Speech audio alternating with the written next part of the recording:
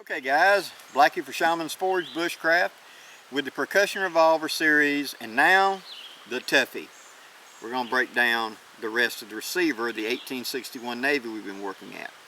Now we've already gone over the cylinder and we've gone over the barrel, the preps I do out of the box to get her ready for shooting. If you haven't seen it, I suggest you back up and look at it because it's all in one series. Now, the action. Basic parts in the action that you need to know are base pin.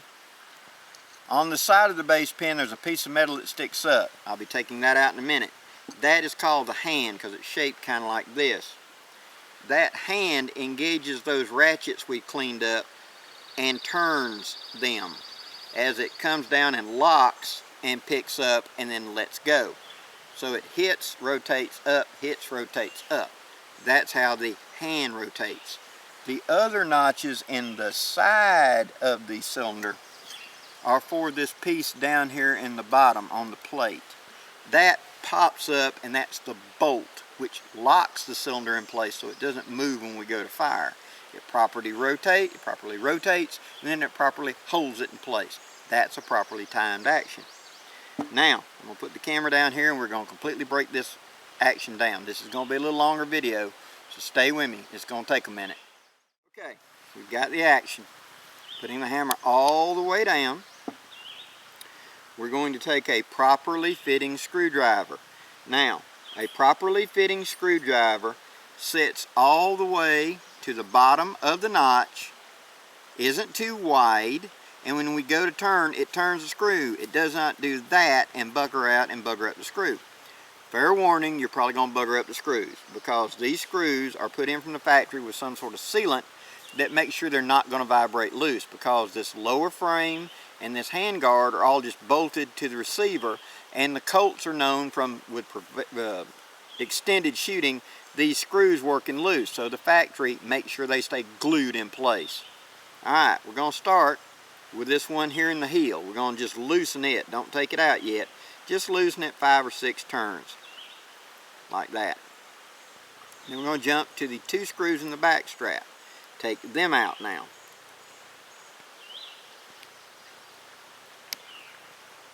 And I have cheated and ahead of time taken my really good screwdrivers and very carefully broken all this loose. So I could do this on camera for you in less than 30-40 minutes of me arguing with screws. If you bugger up the screws, don't get all upset. You can buy a new set of screws or just live with them. Now, off comes the grip. Take that little bitty screw that goes in the end and go ahead and put it back in place. Finger tighten it down so you do not lose that screw. The 2 screws that come out of here are the exact same size as the 2 screws that come out of here and are interchangeable. The little bitty screw up here in the front is unique, don't lose it. The little screw on the heel is unique, don't lose it. Alright, now the mainspring. What I'm going to do is, taking my good fitting screwdriver, I'm going to, holding it down, turn to the left, just about a half, 1, 2, 3 turns. This takes the tension off of the spring. So now I can take my thumb and move it out of the way. Now the spring is under no tension, and I can finger unscrew that spring, take the spring off and lay it down, and then put that screw back where it goes.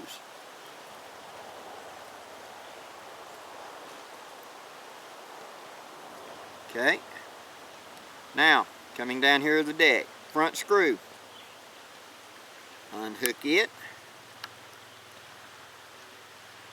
Screw it out, being very careful. Lay it down where you can easily find it. Take the 2 remaining grip screws out.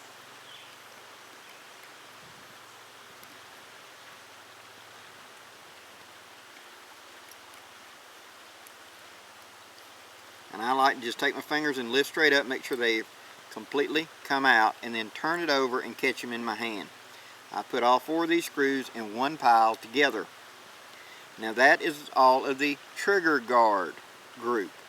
Lay that to the side. Now I've got the basic action. What I want to do is turn up and look inside of it. In here you've got a leaf spring and a big broad screw. Oh yeah, that little bitty screw that goes up here in the front, go ahead and put it back now.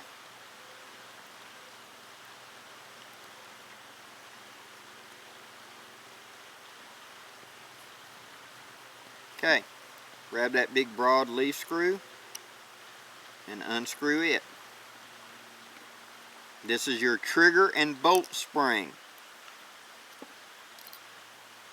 That's the trigger and bolt spring. We're going to lay it down next to the main spring and put back in place that big headed screw that's kind of unique.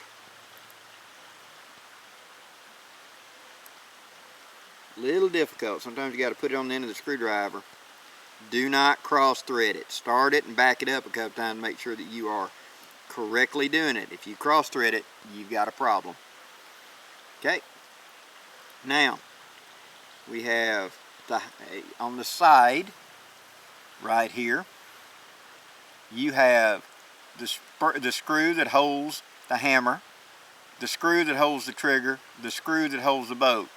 Take the trigger screw first.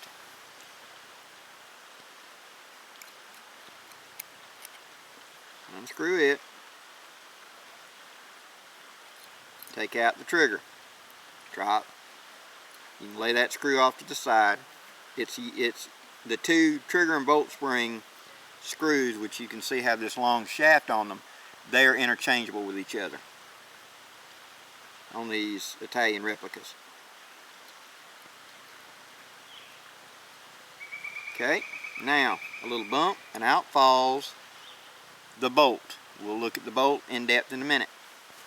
Now we go to the big spring up here in the frame. Unscrew it.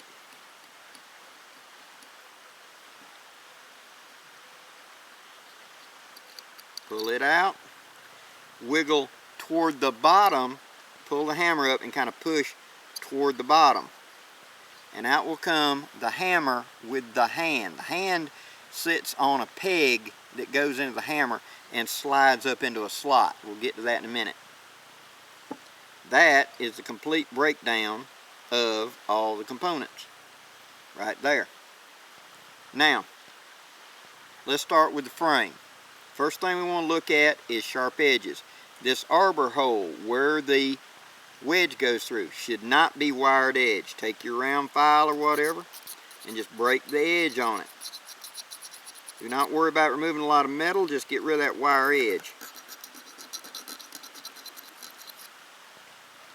because it will scratch up your wedge and make it where it doesn't want to work right. It should smoothly slide in there and form tension. It should not at any point have to be drug out. And that's one of the reasons I had such trouble getting this thing out earlier, is this one has a pretty bad one. All I want to do is just go around, make sure there's no wire edge anywhere on that arbor. There, much better. Okay, now we can focus in on this. Right here beside there's this hole for the hand to come out of. Up here at the very top of it is notorious for a burr. So get right there with your stuff and make sure there's no burr right there. And for that, I'm going to use my little square file. Just going to pull straight against it and get rid of any burr in it. This one got a pretty good burr.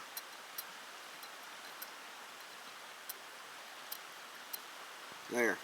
Now, turn around looking at the bottom of the frame. You see this slot right here. This is the slot the hand walks over. On these that are cut for shoulder stock, they've got a screw right here. That screw comes into that. Make sure it's not burred up and protruding like this one is into that channel and causing problems, in which case you want to lay it on the edge of a table and deburr that whole channel. I like to take this flat triangular file and run up and down there and get rid of any burr that I can feel in there. Just smooth it out. That's looking pretty good. Next, come back here to where the base pin screws into the frame. It actually comes through. Quite often back in here there'll be a burr, and there is a little burr right there, of where the threads want to kind of push up a wire burr, and that's where the hammer hits. And if that's doing that, that'll cause problems with the hammer hitting it rather than fully landing and doing its job. And you'll have, you know, where the gun won't go off because it's something fouling up the gun. Okay, got that done.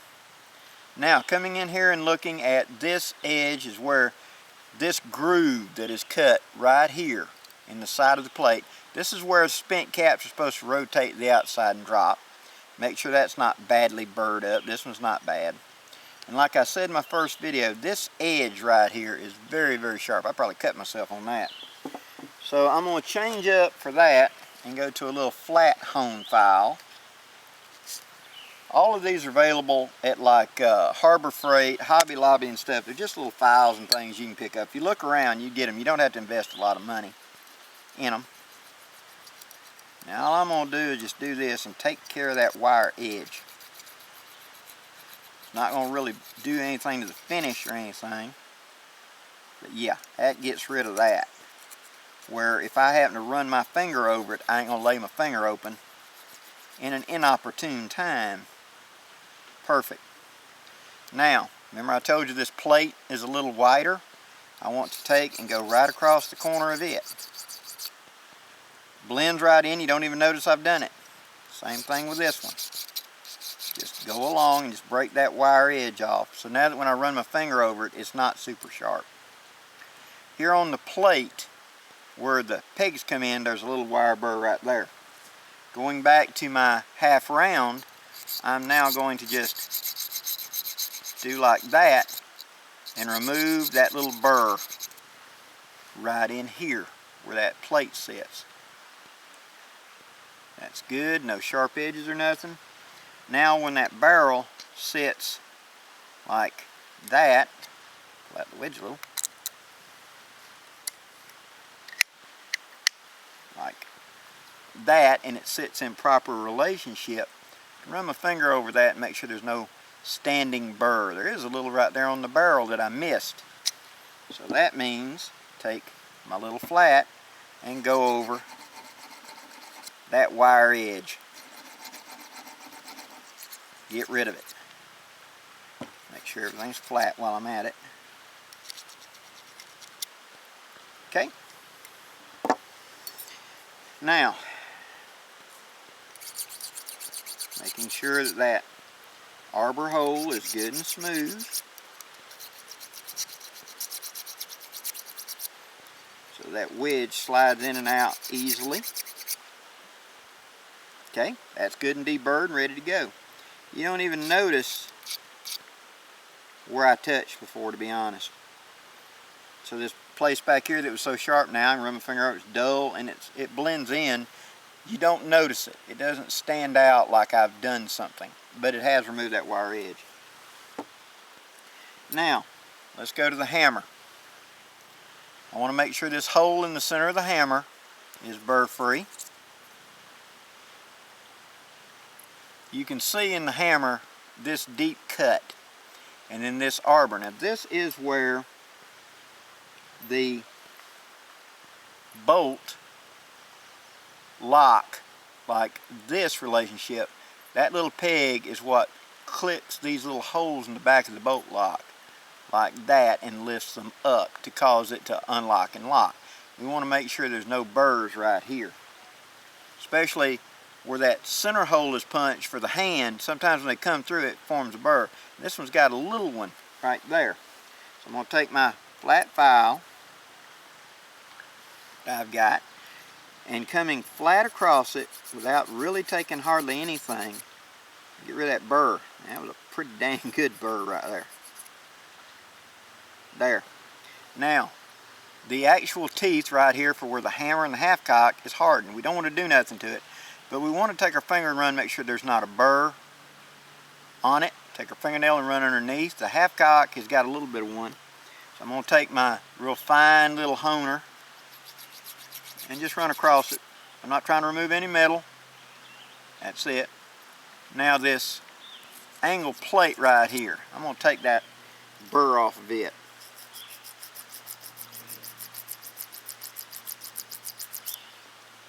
There. Now, hammer face has got this notch cut on it. That notch is what engages the safety pins on the back of the cylinder. Make sure there's no big burr there or whatever, and this needs to be smooth, otherwise it wants to drag caps off. So I like to take my drill bit and get right there on that hammer face and just lightly turn it and remove any burr like that, and then take my little file and run on the inside of that notch, both sides, so that it's kind of beveled from the top down, so that when it hits the cap like that, the cap doesn't want to automatically grab it and be pulled off by it. See what I'm saying? That little notch allows gases that are escaping to run down in here between the frame and it and kind of push on the hammer. So I don't want to open it up, but I do want to do that. Now, this notch for the rear sight, it is way too narrow for my eyes. Now, I'm not going to do what I normally do, which is take a hacksaw. I'm going to take my laurel leaf file, and all I'm going to do is just break the edge right now, that bottom edge. Just like that. I'll open it up more when I actually do sighting it in. We'll get to that. But right now I'm just wanting to kind of flat bottom, where right now it's a V. I'm wanting to make it like a flat bottom. It's better for my eyes, so that's all I'm doing right now. We'll get to really opening it up later. Okay, that's got the hammer. Mainspring. Down here at the bottom where the screw hole is, make sure there's no burr there. Take a drill bit. This is hardened, so be careful. Just make sure there's no burr anywhere on it. This is nice and smooth and slick, like that. Same goes for the trigger spring. Now, this is the one that notoriously breaks if there's any kind of binding. So make sure there's no burrs. It's nice and smooth all the way around, and this one is. Main trigger. Make sure that the main hole going through is burr free, and you have a little notch on the front of the trigger, and then you have this upswept piece on the back. This is your sear that actually touches the hammer. This is where the spring holds it. So just make sure there's no burrs on that where the trigger holds it. And I like to take these little flat, these are kind of like fingernail file, but it's a diamond stone, but you could do the same thing with a fingernail file. Make sure there's none there. And again, we're not going to remove any metal, but we're just going to touch that edge and make sure it's nice and smooth and flat. And then here on the very corners, I'm going to just take a corner and then make sure it's smooth and flat. That will make sure that there's nothing on the edge digging. Okay? The hand, the piece that actually turns the cylinder. Now these are quite often very burred up, and this one's got a lot of casting flux. That's not a bad deal. Just take your round file and make sure that there is nothing sticking up that's going to affect it. And this is not horrible. I've seen much worse. And make sure this little spring right here, this spring breaks, and you can tell you'll tip the gun back and go to cock it and the cylinder won't rotate, but you can point it straight down and cock and it does. That's a broken hand spring. The face up here, just make sure there's no burrs on it. This one needs a little like that, making sure there's no sharp point on it. Not removing any metal because that would change the timing. Just making sure there's no burr, and that's got a little bit of burr. Okay, and finally the bolt. Now the most important thing about the bolt is this, where it comes up through the frame. So I want to make sure that there are no big burrs or something, especially on these back two legs. If it is, just touch it with your file. I like to bevel it just a little bit to make sure there's no burr on this outside one, because that one's pushing against the frame. It should be smooth as glass, so it's not dragging as it goes up and down. This causes a lot of breakages of the trigger spring, because the bolt is bound up and going against the frame on the inside, and the trigger spring is being pushed up and down, and it can't handle it. This one's nice and does well. They've done a good job. Okay. That's all the internals. Okay, let me change the camera. Be right back. Okay, now we want to do the assembly like this. I want to take the bolt, I want to drop it in place first. And then I want to take one of the screws that holds it in place, put it in. Take the screwdriver, go ahead and run it down. And now once it's in place, I want to hold it in there with my finger and look at it, and look very carefully right here where it's coming up to that plate. Are there any burrs in that plate that's binding it? And move it up. It should freely just drop up and down. I don't know if you can see that or not, but you know, it should do like almost like it's, you know, nothing there. It just bounces. That tells me that it's free floating. Looking inside right here, I want to make sure there's no big burr or something on the inside of the frame. Again, that would be a dead giveaway if I can let go of it and it just stays there and it don't want to drop. I need to relieve the inside or polish it so that, like this one, I just touch it and it drops out of the way. That's what we want to see, so that it's effortless for the parts to move in position to one another. Okay, I'm going to now reassemble the gun. I'll be right where it's functioning loose. Now I'm going to take the bolt back out of it, because I need it out of the way to put the hammer and all in. Starting with the hammer, I'm going to take the hand, I'm going to put it, notice how it works. You have this deep cutout, the opposite side it's smooth. The smooth side is where the hammer sits in that little peg hook. Okay? Now, turning the frame sideways, like this, I want to slide in the hand first and then gently slide in the hammer. See how my fingers are holding inside and there, and line up for the big base pin, for the hammer pin, hammer screw. You got to kind of jiggle it a little bit sometimes to get it to go exactly like you want. There. Now, holding it closed, I will now tighten up that screw.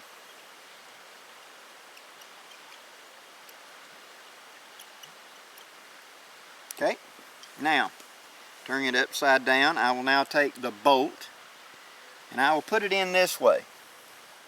See how I'm cocking it a little? I want to hook it down under and slide it in like that. Slide it, pardon me. Come in way up here at the front, slide it back, and then drop it down in the hole, just like that. If you find you go to put it in, it's binding, that cam it's supposed to lock of, it's not, it's supposed to be under it, not above it, and it won't push, okay? Now take the screw, slide it in from the side, tighten it up. Now take the trigger, standing it straight up, I hold it with my left hand, so the hammer's down, and I can line up the pinhole in here, and I take the pin and push it all the way through. Colt was brilliant when he came up with this design. I just want y'all to know that. Okay, that's got all those in place. Now, taking out that big screw that holds the spring, taking the spring, and the spring goes in like this, so that curves down. It should fit on that shelf right in front of the trigger and then sit in just like that. In goes now that big screw.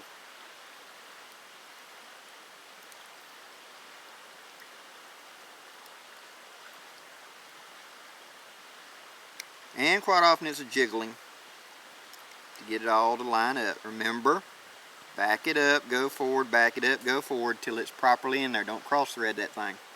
Now, as soon as you feel a little tension, stop, look. Make sure this long piece right here is sitting on top of the trigger. It's not hooked up under the trigger. Make sure the curved short piece is sitting on top of the bolt. Okay? What happens is you'll go to put the trigger in and it will lock underneath the bolt spring, and you will lock it up underneath the trigger like this. Instead of on the trigger, it's under the trigger. No. So there's a little shelf there on the trigger. It sits on it, not under it. Okay? Now, tighten it up. Not blood tight, just take it down where it's really snug. I take it all the way till it stops, and then I back it off just about a quarter of a turn. That way it's not blood tight. There's a little give to it. Okay? Now, taking out that front little bitty odd screw I talked about.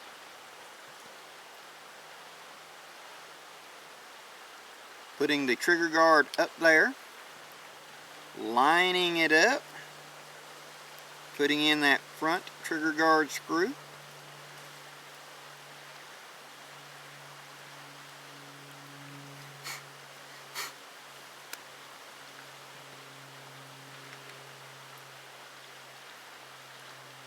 Getting it started. Making sure it's started. Don't run it home. Just get it started. Back right corner. Get it going.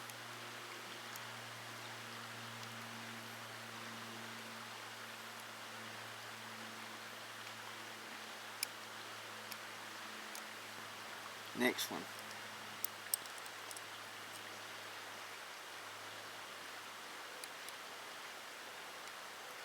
Make sure it's started. It's in the frame good. Now with that down there, take your front trigger guard all the way down. Now come back and make sure that these two are fully seated.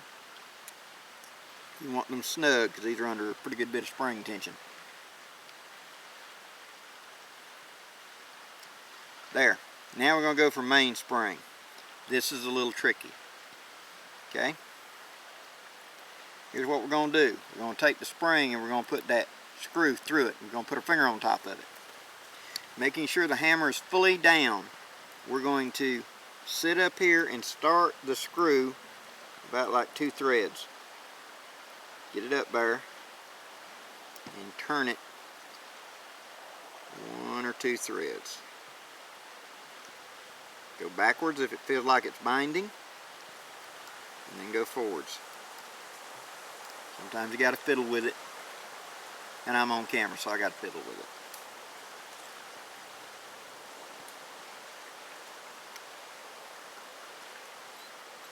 Okay, now that I'm sure it is started, I want to bring it up here, take my thumb, gently push down, and then rotate it into correct position. And there's a little slot right there, and there's a little roller in the bottom of the hammer. Make sure they're on top and in the correct thing. Now, gently turn and tighten down that screw till it's all the way down. Make sure it's good and down. There. Now, slowly cock. Any binding where you may have missed a step or got a spring in the wrong place, this is when you'll see it. So just gently cut it. Seems to be doing good. Okay. Everything's tight. Go back and double check your screws. Make sure they're good and tight. Now we go for the back strap and the grip. You want to do like this. Slide it in first, rotate up. And what I do is I'll line up this bottom with that little bitty screw. Now notice I'm taking out that little bitty screw. Being careful not to drop it. Okay, put it up there. Put it in position. Get it started. 1 or 2 threads is all we need here.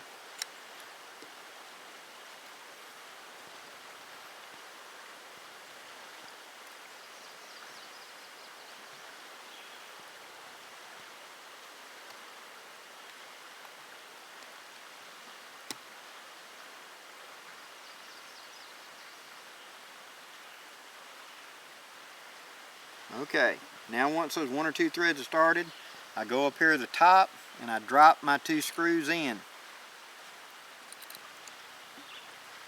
Now kind of push it against my chest just a little bit. That should help line it up and see if they will start. If they do, just get them started good. Take the screw about halfway down. Okay, then go back to the little screw, give it 1 or 2 more turns, and then go back up here and finally run these home. Secure them good and snug. Now once those are good and snug, go back over all your screws, make sure they're all good and snug, everything's where it's supposed to be.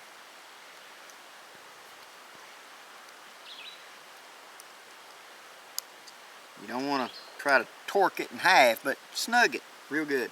And then finally come back to the bottom grip screw and give it that little bit and torque it up. Now,